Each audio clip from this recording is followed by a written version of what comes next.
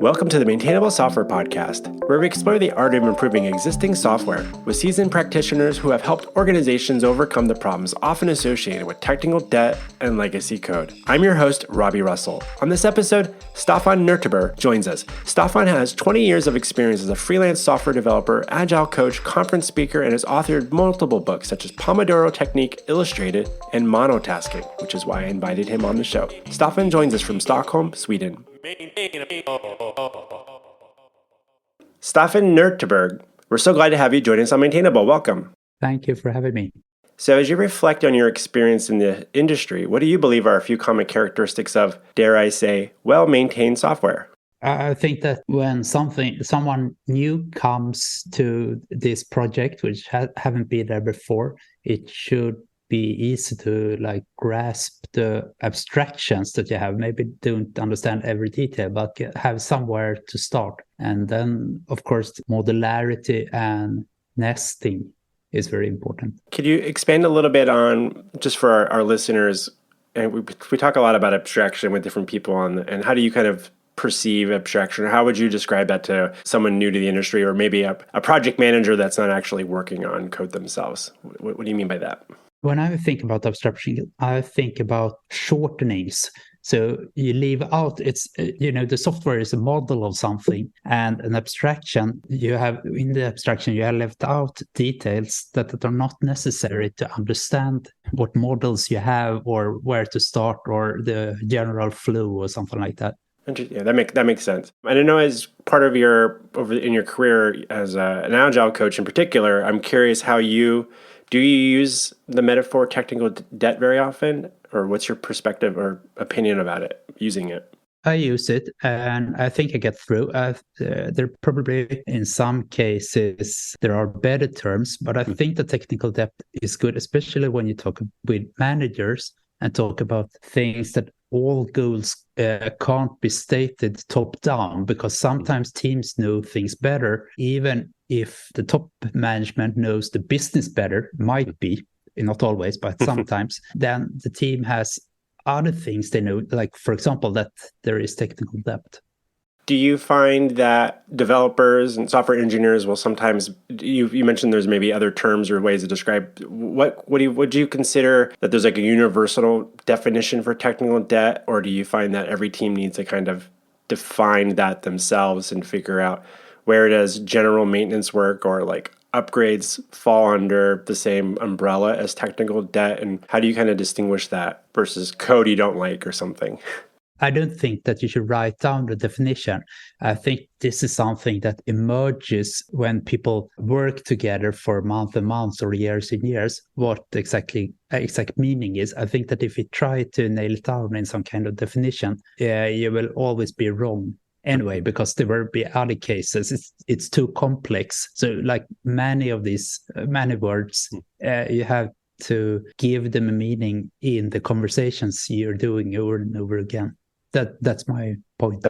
And I can appreciate that. I often wonder if engineering teams can struggle to advocate for addressing and maybe paying back or paying down some of that technical debt when it's all kind of falling under one term, and that if the stakeholders or other people the other people that are not working on the code and are not day-to-day having to work around or work through things that are slowing them down, that if they're saying, well, we've got this technical debt that's an issue, we need to address this at some point. So if they're like saying, like, oh, the stakeholders aren't giving us enough time or approving us to work on these technical debt things because they're all this one big list of things. And we'll get into like monotasking and stuff in a moment, but I often wonder, like, is that actually potentially a hindrance because we're throwing it all under the same category, or if there's different ways to maybe be strategic about advocating for doing that type of work or separating out that kind of work in a way that's more palatable and something that the team can prioritize and address on a more regular basis.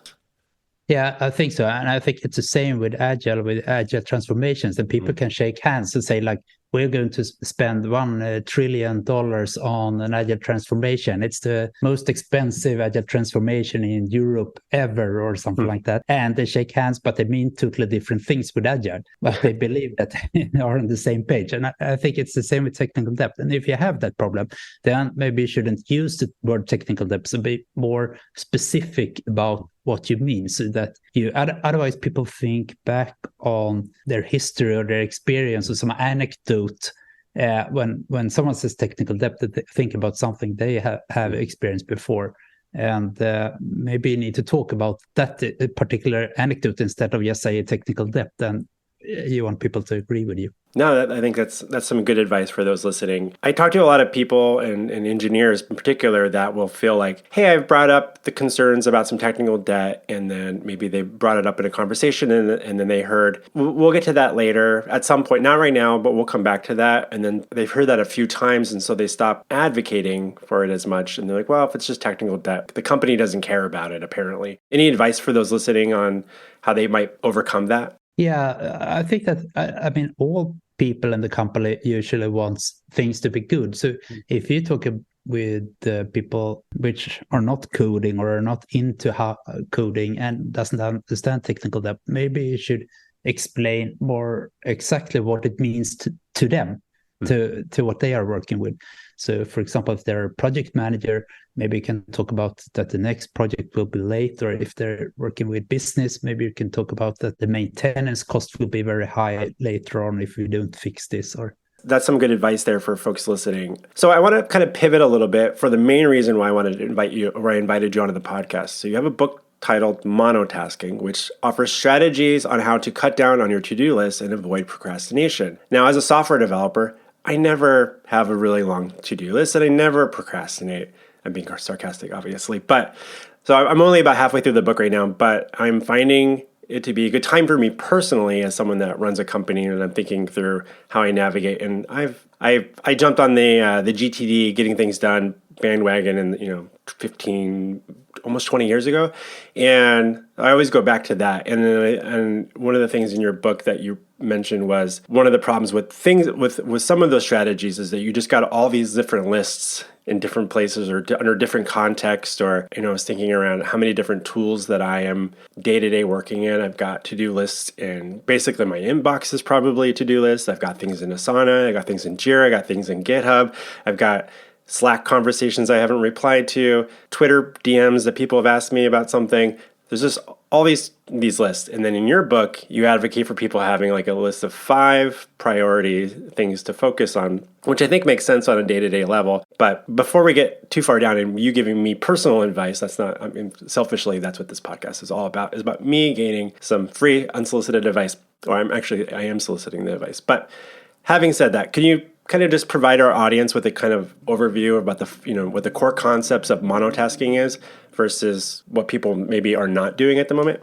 I think maybe I should contrast it with getting things done and Pomodoro, or these typical productivity methods are, because I think these methods, I wrote a book about Pomodoro like 15 years ago, and these methods are very good for like focusing on focus. But when you work as a software developer, or when you work in an office in a big company, the world is much more complex, and it's good to be good at focusing on focus. But when everything is complex, you need other strategies as well. It's not only about creating output as much as possible in shortest time. So priorities change, for example, and maybe you said yes to something and then something more important comes up, and maybe you shouldn't be so deadline driven or have a queue. Like since I said yes to this first, I need to do this first before I do the other things. And especially for us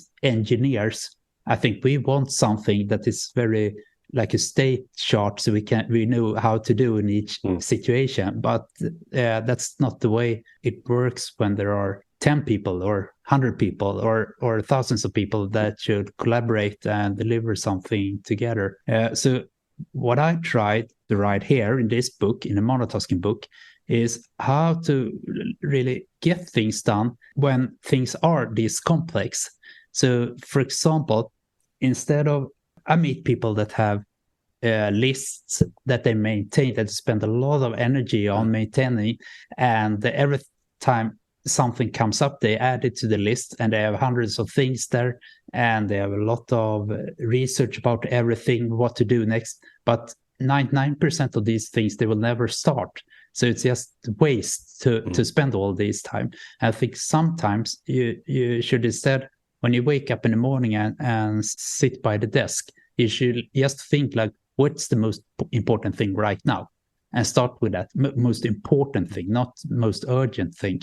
One thing in this is that if you have a lot of things, they will pop up in your head all the time and they will disturb you. And if you decide like this is the most important thing, maybe write it down, or maybe, as you said, write down 5 things, and then decide for yourself that I will, for now, maybe not tomorrow, but for now, I won't do anything else but these 5. Then it's much easier to focus on these things. Hey folks, it's me, Robbie. I want you to take a moment and close your eyes. Now picture your code in your applications as a symphony. Now to keep that symphony playing smoothly, you need an orchestra of tools. That's where our podcast sponsor, AppSignal, takes center stage. They combine the elegance of error tracking, the precision of performance monitoring, and the harmony of logging into one symphonic suite. Whether you're composing with Ruby, jamming with Elixir, orchestrating with Node.js, or harmonizing with Python, or maybe even a little bit of flourish of JavaScript, AppSignal's got the sheet music for you. And here's the crescendo. Plans start at just $23 US a month. That's got to be music to your budget's ears. Plus, they're certified ISO 27001, and they dance the GDPR and HIPAA compliance beats. So don't miss a beat, my friends. Head on over to appsignal.com and tell them that your good friend Robbie from Maintainable sent you. Now, open your eyes and let the symphony of smooth coding begin. Let's get back to our show. It's interesting thinking about, if you write down a list of the things that you think you believe at the moment are the 5 most important things to focus on. What is the one most important thing maybe of that list to focus on now for some period of time? And we'll get into about time boxing and some of the strategies you're advocating for in your book. But, maybe when I was thinking about this and I'm like, all right, I can come up with a list of 5 things. If something else pops up, sometimes I might have to jump over to that, react to that thing and do that. And then so I think dynamically in my brain, even if I don't write it down, I am kind of recalibrating my list, I suppose. Or maybe I'm just kind of fighting fires all day. That's probably more realistic. But think about that habit in the morning of writing down the 5 things. For a lot of software engineers, they might be thinking, all right, well, is that the next couple of Jira tickets that I have that are assigned to me? Why do I need to keep a separate list when my Jira, what's assigned to me in Jira is my list? What's your take? Do you feel like it needs to expand beyond just like whatever your development code, your work you need to take care of? In general, I think this is much smaller things than you have in Jira. So these are things that you maybe complete in 10 minutes up to 1 hour or something like that. And I think Jira tickets are usually bigger than that or demand more time. So it's small things. And it also, by writing down them, you also get the strategy of where to start. Otherwise, you have this big thing and you're nagging a little bit in different places of this task without deciding where to start or what to do first. So it could be a breakdown of what you have in Jira, but it doesn't have to be everything that you need to complete in order to move that ticket to complete it. It could more like being, where do I want to start? And then when I've done this, I'll probably be in a better place to understand what's next. So potentially, like, what sort of like time frame would you advocate for this list? Like how long for each one of those 5 items that you might keep in that? If you also talk about in your book around if there's something else that pops up that you advocate for swapping out or trading like a place, like there's not a concept of like, you can't just have 100 things that are all equal priority, right? So if you try to narrow that down to 5 things and something else comes up that you need to address and you think it's more important, that should determine whether or not that should be one of your 5 things you're focused on today or not. And can you kind of talk a little bit about that? Yeah, I think one thing about our brains is that it's very hard to focus and prioritize at the same time. So we need to either focus and try to like solve something or look at the horizon and see like, what's the most important thing. These two things are not really compatible. And one strategy, which is in Pomodoro as well, is that, or in Scrum for that matter, is that you decide a time box and then you trust your planning for that period. So you invest money, or you speculate that this is the time I will invest. So let's say that it's 30 minutes. I decide that I will work on this item for 30 minutes, this task. It doesn't matter if I complete it in 30 minutes, it could be much more, but I decide to spend 30 minutes. And if something comes up, then you shouldn't question your decision. You can make a note of it so you won't forget about it. But if you start questioning and think like, should I switch now? Then you will not be able to focus. But you don't want to focus for a very long time, like 2 days in a row, because you want to check now and then that this is really the most important thing. That's why I have time boxes. So in Scrum, maybe I have 1 week or 2 weeks or something. So you decide like, now these are the things that we're going to do. We will not question that during that period. And we take the risk that we're doing the wrong thing. But we don't invest more than 2 weeks. And then we decide like, now we're going to check. And I think it's the same for the personal, but then you should maybe have 30 minutes or something like that. I'm curious about what are some signals that, say, someone listening might be keeping far too much of like a running mental list in their head.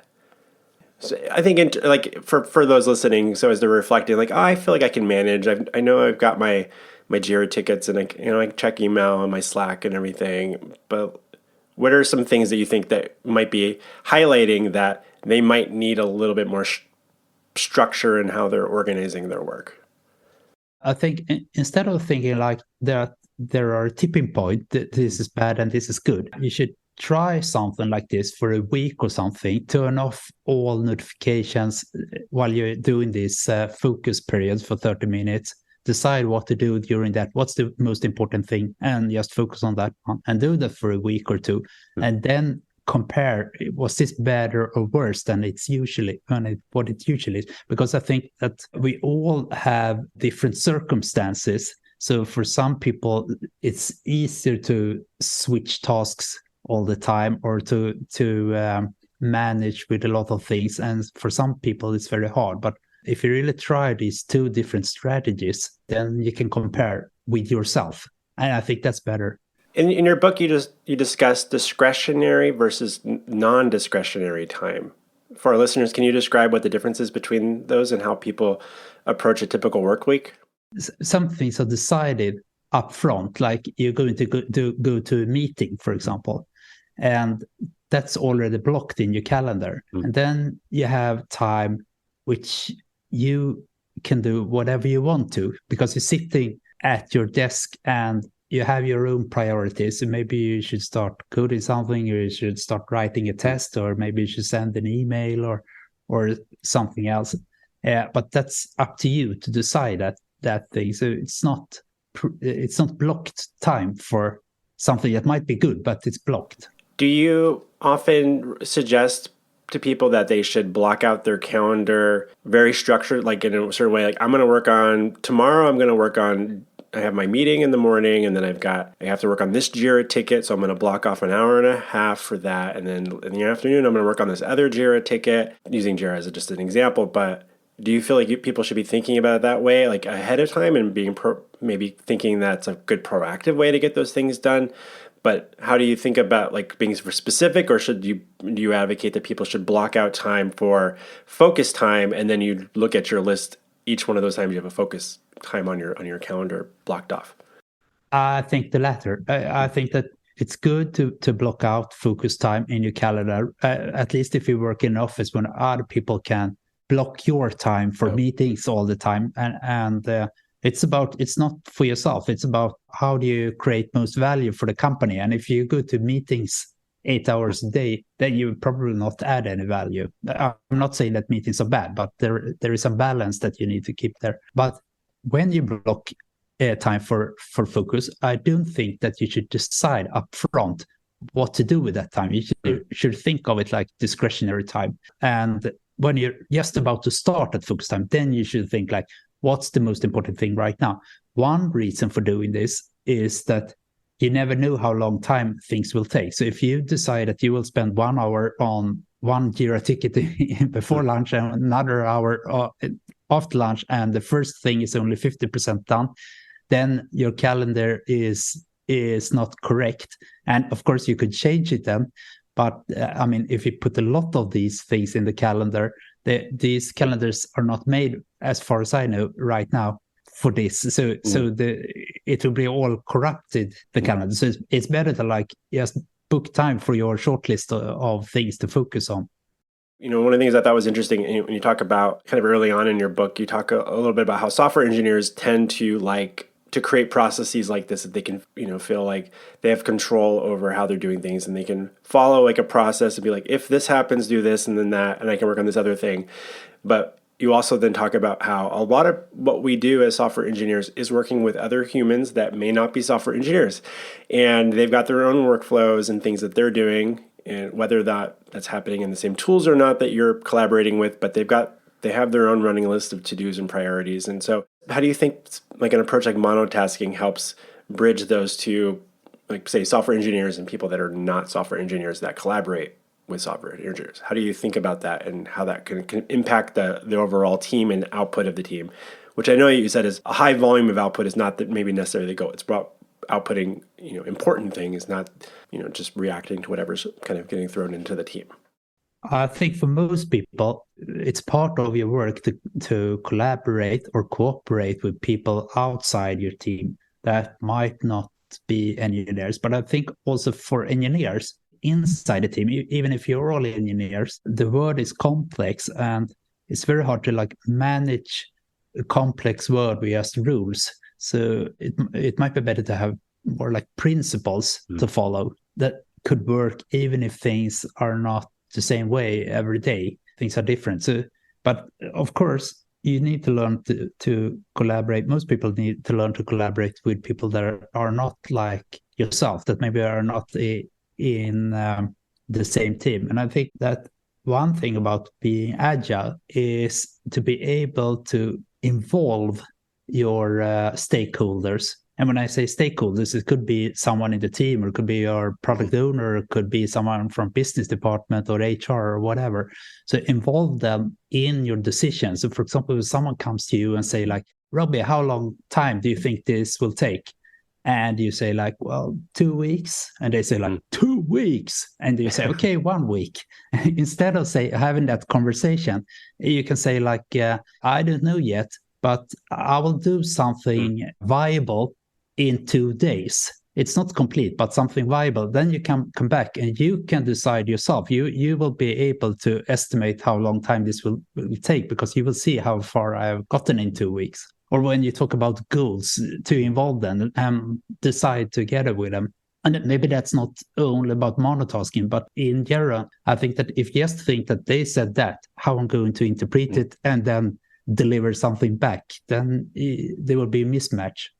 I think one really good thing you just brought up there around, you know, people are asking for like, hey, we're kind of curious about building X or doing something with the software. And they're like, how long do you think it might take? And, you know, you use the 2 week, and then they're like, well, can you do it in 1 week maybe? And you're kind of going back and forth, and you don't really have a good sense yet to give an accurate estimate. But I like that the advice of just being like, I don't know yet, but if you give me some smaller amount of time to like do some research and, you know, maybe do a spike on that, and I'll come back to you with more information so we can kind of talk about it. I think that approach could potentially work really well when people are talking about technical debt as well, in the sense of being like, well, we got all this stuff we need to take care of. Like, can I prioritize some of this, or give me like a day to like organize some of this work in a way that be like, here's some things I think we could tackle and how much time we might need to apply team members' resources to address those problems, versus just being like, they have to sign up for the whole thing before you've been able to like really kind of test the waters out a little bit. So let's talk a little bit more about cutting down on tasks. So for, you know, again, for our listeners that might be thinking, well, the product backlog is not something that they're necessarily personally responsible for managing, that they're part of the process for organizing and contributing to the grooming sessions or whatever that particular team's workflow is to organize and own the, you know, keep the backlog healthy and relevant. But that list can get really long. When it comes to like cutting down on tasks for developers. Have you seen some really specific ways that people can do that? Where is there room for that when they're often kind of being assigned work or, assigning themselves work like that? I think when it comes to the product backlog, as well as when it comes to your personal backlog, which might be something more informal, one good thing is to look at it and make some kind of estimation of how long would it take to do all these things. And when you see your product backlog and you see this is 5 years of work, then those things that are in the bottom will probably never be done. Even those in the middle won't probably be done, because there will also come new things that are more important in next month, next year, and so on. So removing things from the bottom then, or that frees up your cognitive load. We'll be back with our interview with Staffan in just a moment. Hi, it's me, Robbie. I just wanted to take a quick moment to say thank you for making time to listen to the podcast. If you're finding these conversations valuable, please consider sharing a link amongst your peers on social media. Or maybe you can drop a link to one of your favorite episodes, put it in a private Slack channel, put it in one of your Discord communities, toss it in some forum. Maybe you pay attention on Reddit and there's a conversation happening and you're thinking, hey, I know an episode from Maintainable that would be really interesting. Toss it in there. Post an episode in one of your favorite LinkedIn groups. Anything helps. Spread the word. Yeah. Also, do you know someone in the industry that I should interview on Maintainable? Shoot me an email to robbie@maintainable.fm. And now, let's get back to our interview with Staffan Nöteberg.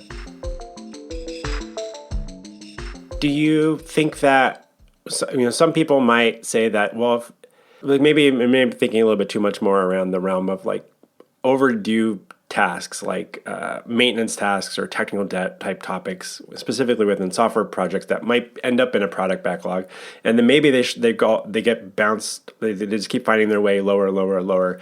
They're in the middle or really far down on the list of the priorities for the stakeholders right now. They might argue well, then we'll never get to work on it if we just remove it. And now they're carrying that concern around in their head again. And so is it reducing the cognitive load? Some people also will say that when you get it out of your head, you put it on a list somewhere, whether you do a brain dump and throw it on some big list, then it's not in your brain and occupying space, but you might throw it on that list and then delete it from the list. Is there a fear that it might show back up in your brain?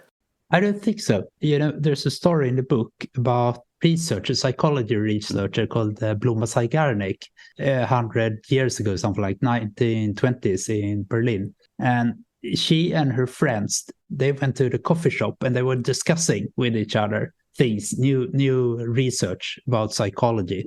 So they sat there for, a group of psychologists, they have a lot of things to talk about. So they sat there for hours talking and talking and talking. And then the waiter came and said, he always knew exactly what they have ordered, even though he didn't make any notes. And that was kind of provocative for a group of psychologists. So one day they did an experiment. So they say, hey, waiter, can we pay now? After they have sat there for a long time. And he knew exactly what they have ordered, and they paid, but they didn't leave. So they sat there for an hour more. And then they called for the waiter again and said hey, waiter, do you remember what we paid? What we ordered before we paid? And he said, no, I have no idea.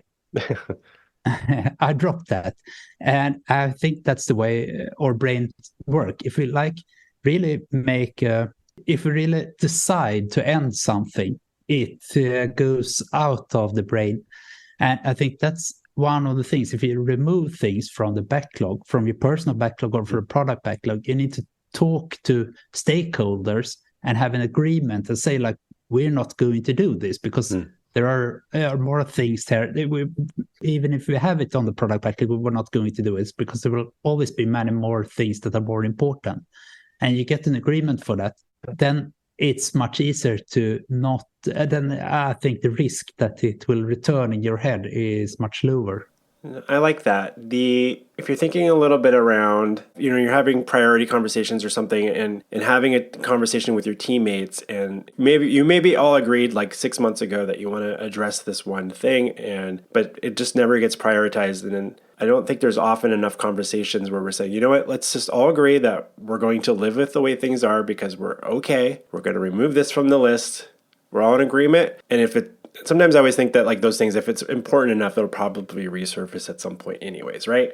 So maybe not, but I think it's okay to do that. But I think having that agreement, but I also know that like there's scenarios where new people will join a team and say, hey, what's this thing over here? Should we address this? And they're like, well, we already decided to not do that. And so I always find that to be an interesting thing. If it gets deleted from a list or something, and then someone re-adds the thing to the list, like, oh, I think this should probably be done, but the team's already, oh, we already decided not to do that. How do you think about that in like a workflow to document those decisions in teams? You feel like it's important to capture that somewhere and be like, we decided not doing that, or versus, maybe I'm being too literal with the idea of like deleting something from a list? Or I think when it's so complex, there are many people in the team and people are joining. And so I think that's good to do this, to document decisions like that. But when it comes to personal things, I think, your own list, maybe you will know it anyway. And if you think 1 year later that is very important, then maybe you should take it back. But you don't need to write down exactly why you dropped something that you have promised before. I also think that one way of thinking that is quite beneficial is that prioritizing is what you do. It's not what you decide to prioritize. So if the team decides together that 6 months ago that this was very important, this is very important, we're going to do this, but it's always on like the second place. We never start with it. It's always one of the top things that we should start, but we're not starting with it. Then it probably isn't that important for us. Can you tell me a little bit more? It just had like a little light bulb go off when you were saying prioritizing is what we do. Tell me a little bit more about that. Like I often sometimes wonder like, what should I prioritize? I guess and that is part of the process, but how do you think that individuals can, level up on their ability to prioritize that being like an important skill set to develop and nurture? I think that when you sit down and say like what I'm going to prioritize, and you have a list of 20 things and you decide these 3 are the things that I'm going to prioritize, then you're creating some kind of model or plan for prioritization, but you're not actually prioritizing, you're just making this plan. The real prioritizing comes when you start to work. Are you starting to work with these things, or 3 things, or are you doing something completely different? Then you're not really prioritized. Then the plan and the reality is not the same thing. And then I would say the plan is not the prioritization, it's how you act that is the prioritization. But of course it's just the word prioritization, but I think it's good to distinguish those things. And I think that if you decide that prioritization is what you do, then you won't have all these excuses that I really decided to do this, but I didn't have time because of this and that. No, I think that makes a lot of sense. I'm going to do some reflecting on this after our conversation today. Could you also tell us a little bit about panorama sessions? As I said before, I think that our brains, it's not focusing and prioritizing or making the plan for priorities is not compatible.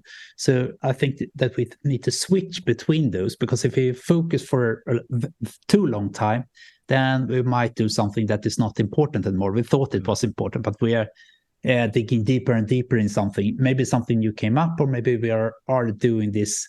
We are overdoing it, as you said before. If you try to question your priorities all the time while you're focusing, then you will not be able to focus.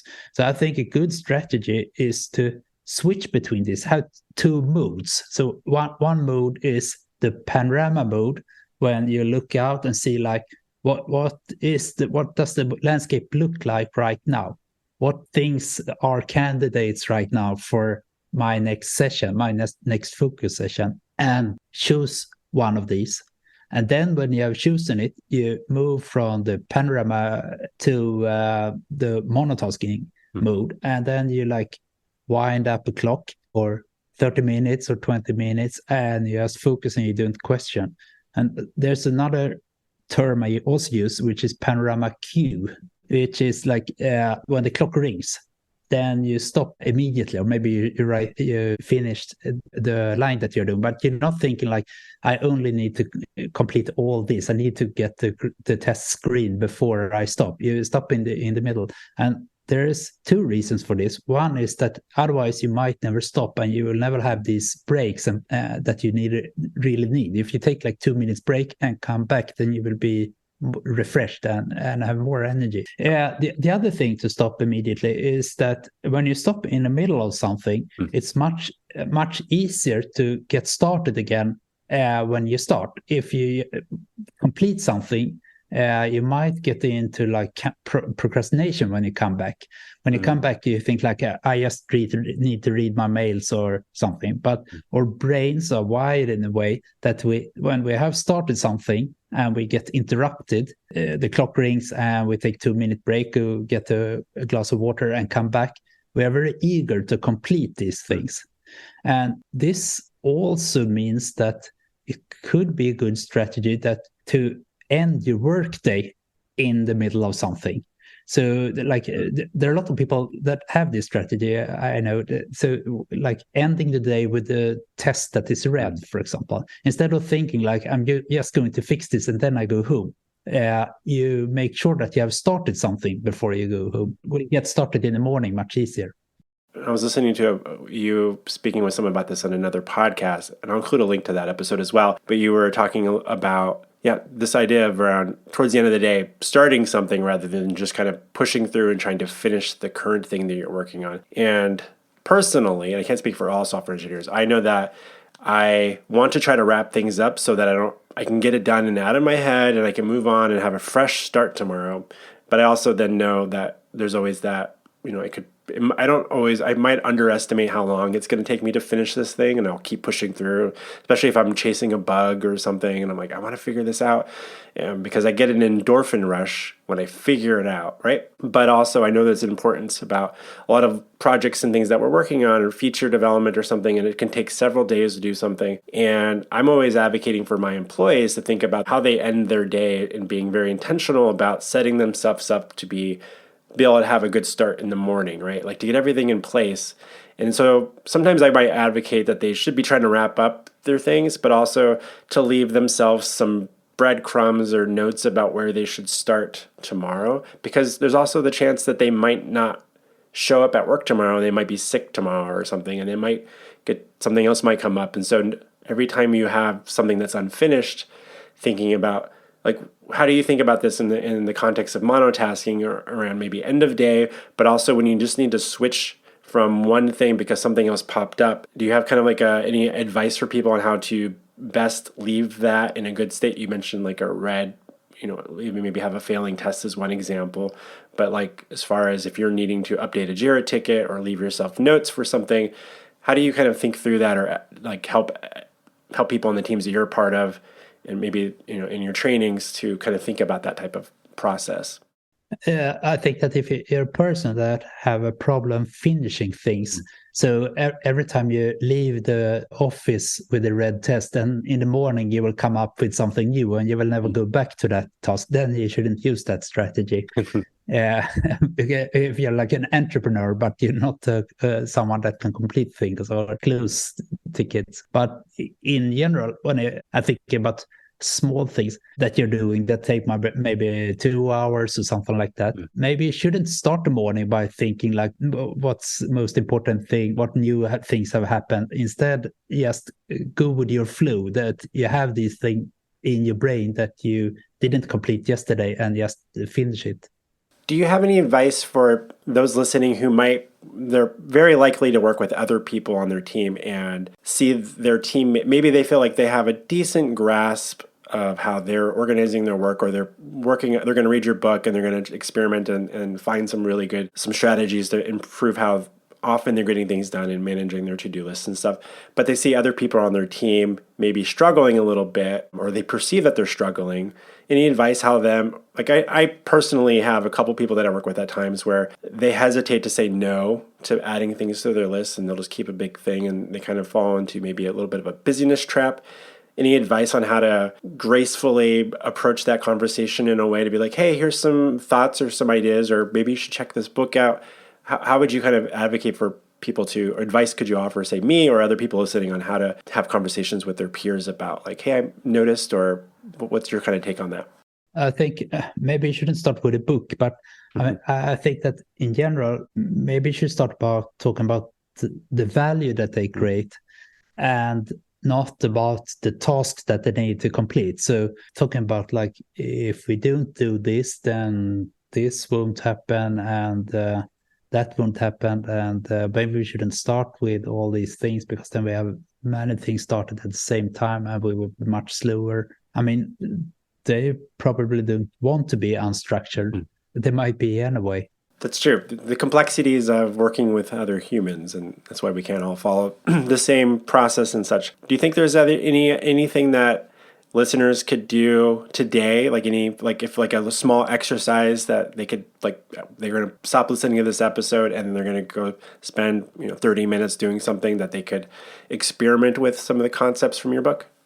I think the first thing is really to start the morning when you come to the office, without looking in the email or looking in Jira or something, like write down maximum 5 tasks. And I mean, small tasks. It's not a plan for the day. So it's not like I will complete exactly 5 things during the day. You might complete them into all 5 in 2 hours. It might take 2 times, but 5 important things, 5 things you would like to get closed. And that if these things are big, if they are like 2 days each, then you should break out something from them. You shouldn't break down them totally, but like taking something out. What's the first thing I would do with this? So you have like 5 small things that takes like between 10 minutes and 2 hours. And I think that's a good experiment to start with, and see if that influences the real priority, what you're actually doing, or if you're still doing totally different things all the time than those 5 that you wrote down. Hey folks, it's me, Robbie, taking a moment to plug my own company, Planet Argon. What is Planet Argon? We are a delightful group of human beings that know Ruby on Rails really well. We've been helping organizations modernize, upgrade, and future-proof their applications since early 2005. We've been in business since 2002 and switched over to Rails in early 2005 and been riding the Rails since. We offer managed support, upgrades, fractional development, consulting, and even recruitment services now. That's right. If you're looking to hire a Ruby on Rails developer and want some help, get in touch with me. I might be able to help you find that needle in a haystack. You can learn more about Planet Argon at planetargon.com. Thanks again. No, I like that. And so listeners, if you do that, please let us know, and let us know how that works out for you. I also want to point out that, I was going to ask, and then I heard it in the podcast, that you did your own illustrations in your books and stuff. So have you been an illustrator for a long time, or is that something that you've learned later on in your career? I say that as someone that writes long blog posts and aspires to write some books, and always like, I wish I could do some illustration.